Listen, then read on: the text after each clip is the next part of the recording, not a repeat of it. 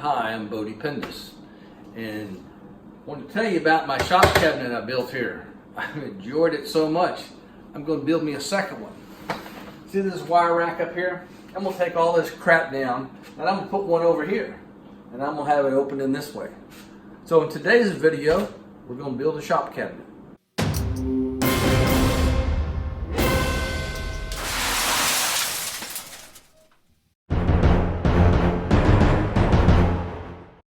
And the new cabinet is going to be this menagerie of stuff that I have on the wall, plus a lot of this stuff I have in the drawer, dowels and fasteners. So I first start by selecting some maple for my side panels. So I get a couple of nice pieces of maple, some of it with a little bit of curl in it, and I cut it to size, and then I cut a couple pieces for the bottom and the top. So I have my two sides, my top and the bottom piece cut. So now what we're going to do next is these will be the side pieces. So on what we're going to do here, along here, we're going to make a rabbet that's going to hold the outside panel, and that'll most likely be that walnut plywood.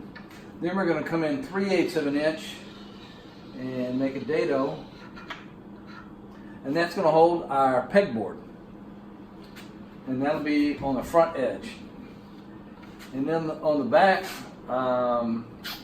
we're actually going to do a dado on the back side as well, and that's the back side of the panel to hold that as well. So we do a rabbet on the two sides and two dados, and then we end up cutting that, and that leaves the back case panel and the door panel. And then after we assembled it, we're going to come in and cut this right here. So we have a 2-inch lip, and the balance of that is going to be the base cabinet that's going to stay on the wall. So we're at 7 1/4 inches. So we'll cut that maybe 2 1/4 inches, and that way we'll have a 5-inch shelf for the inside.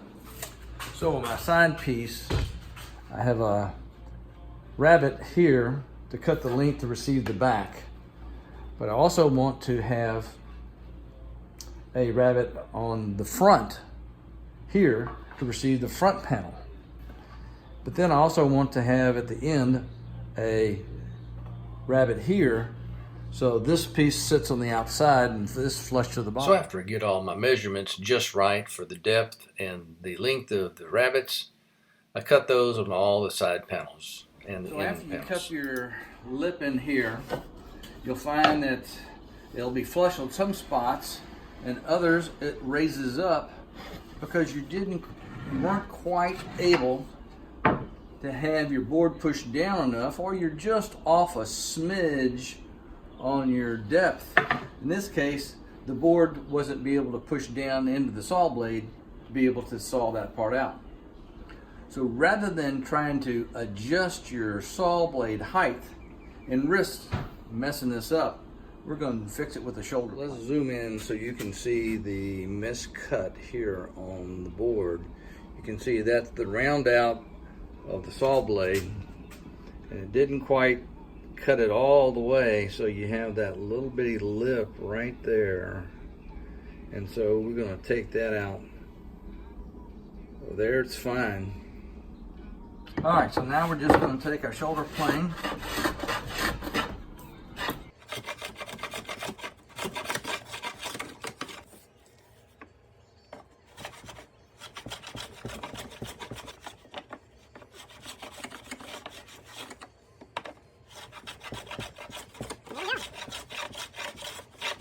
would fit flush like that.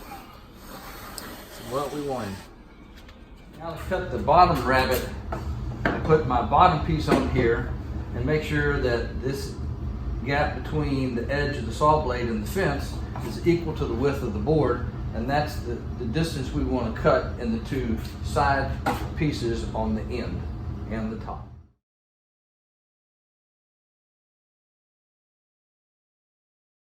So here's the dry fit of my cabinet. So the dados look nice. This is the bottom over here, and that's the top. And so this dimension right here is where the walnut plywood will fit in and be in there. So this pegboard we're going to have in here, we're going to cut this so we have a dado all around here, so it'll fit about 3/8 of an inch from this lip, and that way it gives us enough room to put the hook. So take my sheet of walnut plywood and rough cut a section out of it, manageable enough to put on my table saw, and then I cut it to final length to fit in my front panel.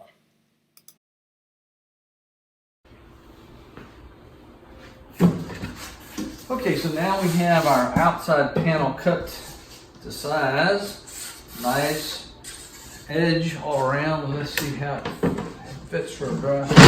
Hey, perfect. So for my cabinet, instead of having the pegboard run all the way to the bottom, I'm actually going to have it run to about here. Because seldom do you hang stuff in the right here. And my other one, I more just stack stuff down at the bottom. It can certainly hang from here. Initially, I was going to put pegboard on both the inside and the opening panel, but I'm just going to put it on the opening panel because I'm really more likely just to stack stuff on the base cabinet. My existing cabinet.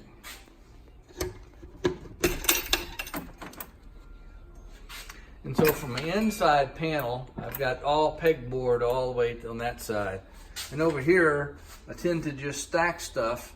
And to make flexibility, I'm gonna not even put any shelves in, and therefore I can customize the height by just putting some small pieces in here with some shelves and have those adjust as needed. That way, if I need to make them large, see that shelf there, it's got wasted space in it. That one's fine. And that one up there is good. Now I'm going to cut the second pass for our dado groove for our pegboard. So remember, we're going to do that on top and the two sides. I'm alone at home. Can't see no one. Can't see no one. I'm alone at home. Please knock on my door.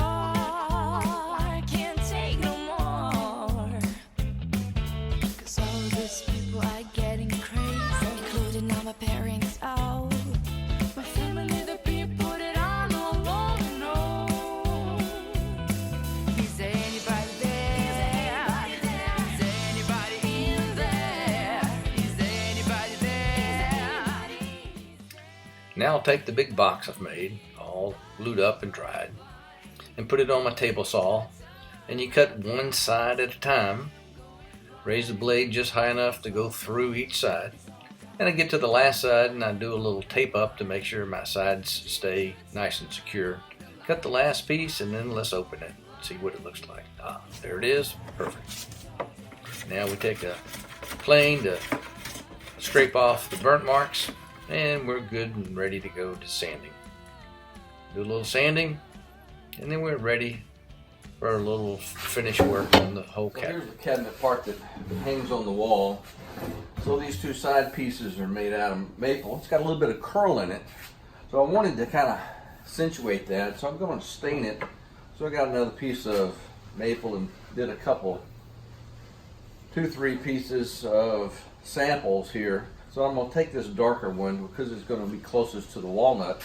Not that I'm trying to match it, but I think if I do this right, the curl will be accentuated. So I think that'll be a nice look.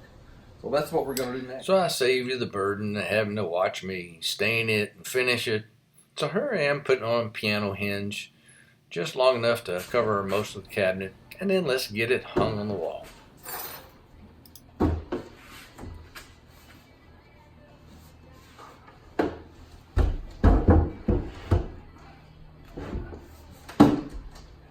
Hey, look at there. Then I have to build some shelves on here. We'll have it filled in no time. So building this second tilt cabinet required me to be a little bit more organized. Since the original one over here opens up to the left, I put some measuring tools that I use over here on a regular basis. I have to have access. I didn't necessarily want to have to go into the tool cabinet to get those. So I'm hanging those on the wall and they're flat. The other one will open up against it without any problem.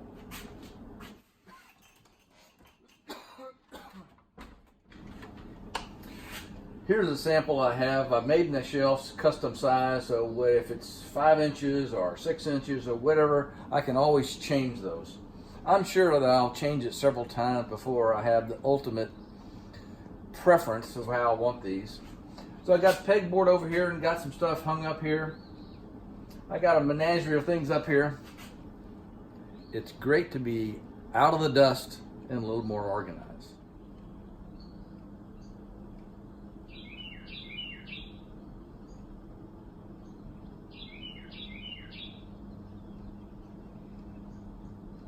So if you liked our tool cabinet build, hey, be sure and give us a thumbs up. It's a lot of fun to build this, and I'm sure I'll enjoy the benefits of it in the future for many years to come. If you want to see more of our builds, consider subscribing down below. And as usual, come back and see me real soon.